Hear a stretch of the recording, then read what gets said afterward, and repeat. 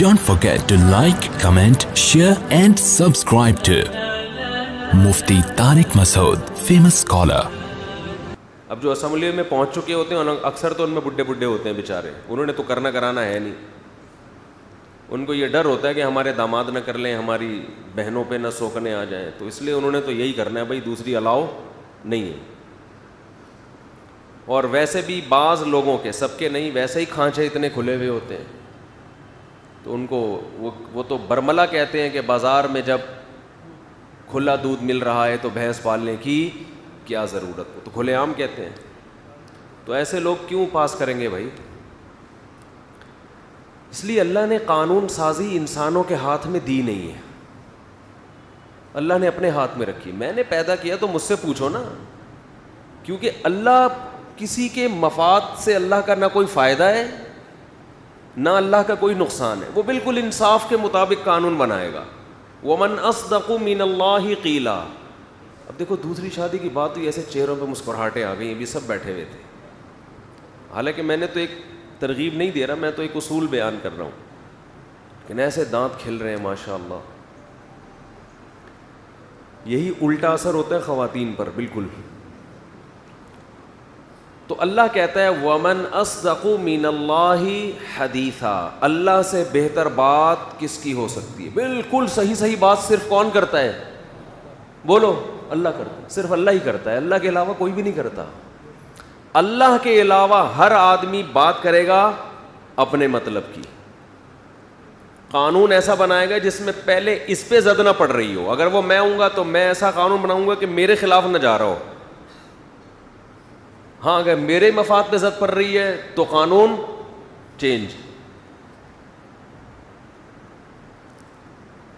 دہشت گردی کے خلاف بل پاس نہیں ہوتے, عوام لٹ رہی ہے, موبائل اسنیچنگ شروع ہو گئی. 2-4 حکومتی لوگ اگر ان کی جیبوں سے والیٹ نکل جائے اور ان پہ کوئی بندہ مر جائے تو فوراً کیا ہو جاتا ہے؟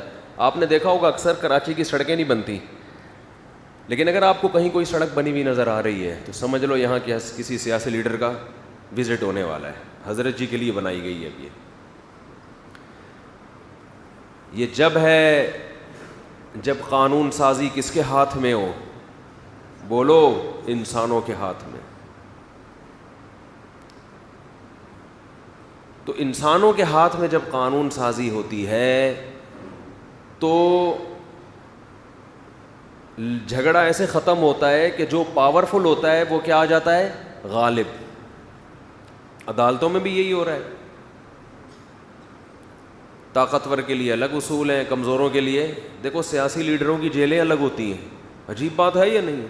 انہوں نے جب قانون بنائے تو قیدیوں کے لیے جیل, یہ قانون سازی ہوئی.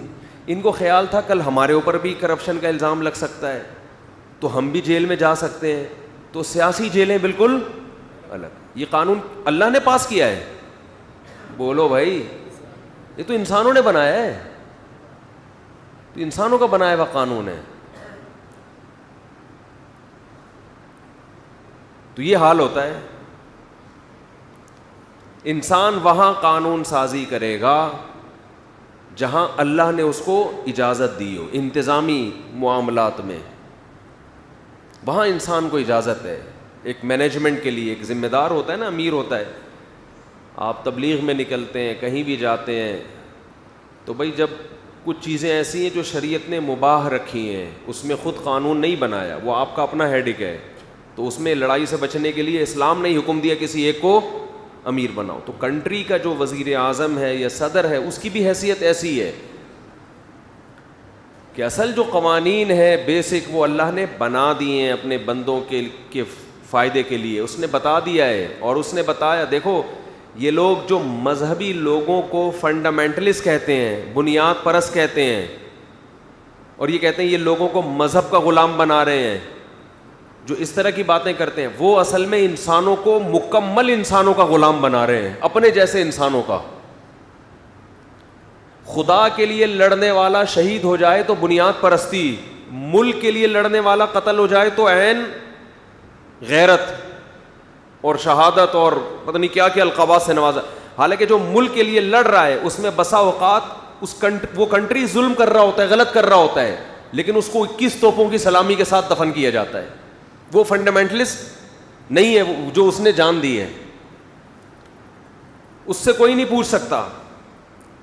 اب ایک کنٹری کسی دوسرے کنٹری پہ ناحق حملہ کرتا ہے, ظلم سمجھا جاتا ہے نا اس کو, لیکن آپ دیکھیں کہ اس کے فوجی جب لڑتے ہوئے قتل ہوتے ہیں تو 21 توپوں کی سلامی دی جاتی ہے کہ نہیں دی جاتی؟ 21 یا مختلف ملکوں میں مختلف توپیں ہوں گی, مجھے نہیں پتا. حالانکہ اس نے کیا کیا ہے, اس فوجی نے غلط کیا, جرم کیا ہے کہ جب آپ کو پتا ہے کہ آپ کا کنٹری ایک غلط حرکت کر رہا ہے تو آپ کس بیس پر ایک کمزور قوم پہ ظلم کر رہے ہیں. لیکن اس فوجی کو میدان جنگ میں پیچھے ہٹنے کی اجازت نہیں ہوتی, بلکہ اس کو یہ کہا جاتا ہے کہ آپ کا ایگریمنٹ تھا کہ کنٹری کو جہاں بھی جیسے بھی جب بھی ضرورت پڑی آپ کو یہ پوچھنے کی اجازت نہیں ہے کہ صحیح ہے غلط, آپ نے لڑنا ہے. یہ ایگریمنٹ ہے تو ایگریمنٹ کی وجہ سے آپ پابند ہیں. یہ دلیل غلط ہے, اس لیے کہ ایگریمنٹ اگر غلط ہو تو عقل یہ کہتی ہے کہ اس ایگریمنٹ کی پابندی لازم نہیں. میں نے آپ سے ایگریمنٹ کیا مجھے 1000 روپے دو, میں فلاں بندہ مار کے آتا ہوں.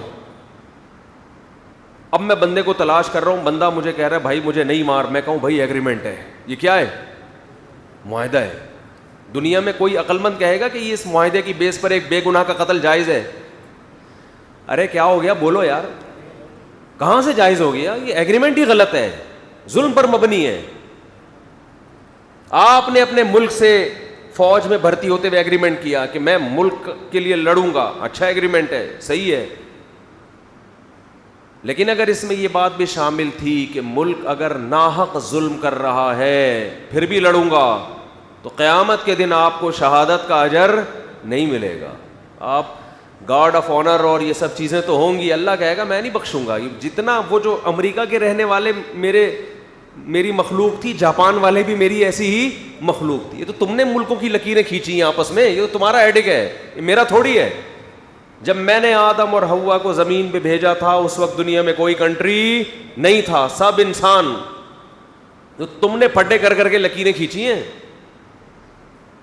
اور جن پھڈوں پہ لکیریں کھینچتے ہو جن باتوں پہ ان بنیادوں پہ خود بھی قائم نہیں رہتے.